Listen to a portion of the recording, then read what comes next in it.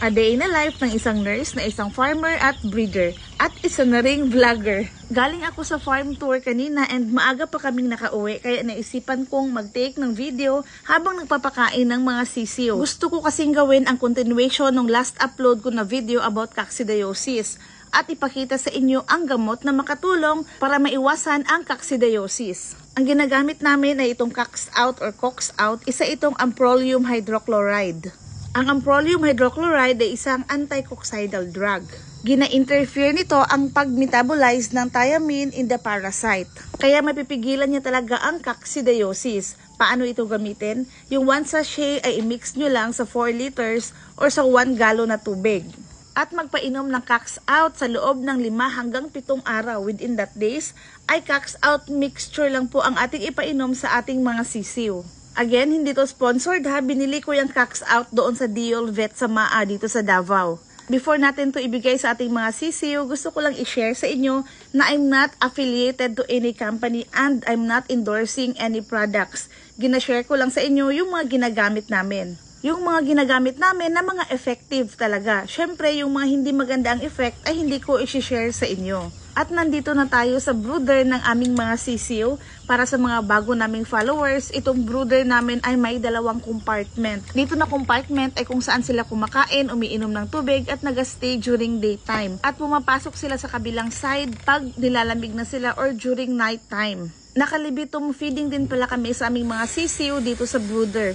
Ibig sabihin po ng libitum ay continuous po ang feeding. Hanggat gusto nilang kumain ay mayroong feeds lang na nandyan. We just see to it na malinis ang kanilang kainan, ang kanilang inuman ng tubig, hindi maiputan, at saka hinuhugasan talaga yan at pinapalitan pag madumi na. Ito naman yung kabilang side na sinasabi ko kung saan sila nagpapahinga or usually pag night time ay nandito sila.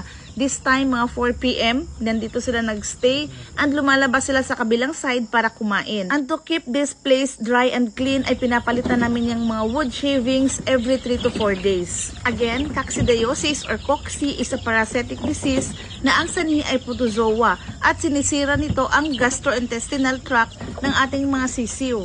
Ang mga palatandaan na natamaan na ng cocci ang inyong mga sisiw ay number 1, panghihina, number 2, pagbagsak ng katawan ng mga sisiw, at number 3 ay pagdumi ng may dugo. Isa ito sa number 1 na leading diseases na nakakamatay ng mga sisiw. Kaya kailangan nating malaman ang mga best health practices para maiwasan ang mga ito. Number 1 of course ay panatiliing malinis at hindi mabaho ang area. Dahil nga gastrointestinal problem ang coccidiosis or cocci, it means ay nakukuha yan mostly kung ano ang kinakain ng ating mga sisiw. So pag makakain yan sila ng dumi, yan po ang makatrigger ng cocci. Number 2, kailangan hindi masikip ang kanilang tirahan. Kailangan maluwag para hindi sila ma-stress.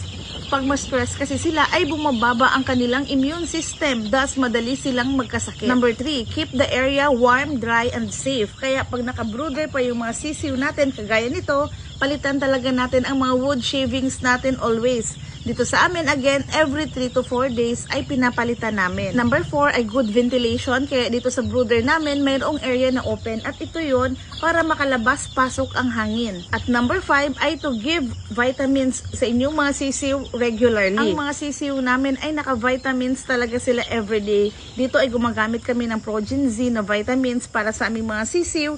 And of course, itong Cox-Out, 5 to 7 days na treatment para maiwasan talaga ang cocci. Mula dito sa aming brooder ay matatanaw yung mga first batch na mga sisiw, yung givideohan ko last time. At next week ay lilipat na ito sila sa range area doon sa farm para mas malaki yung space nila at yung mga nasa brooder ay mag-transfer naman dito.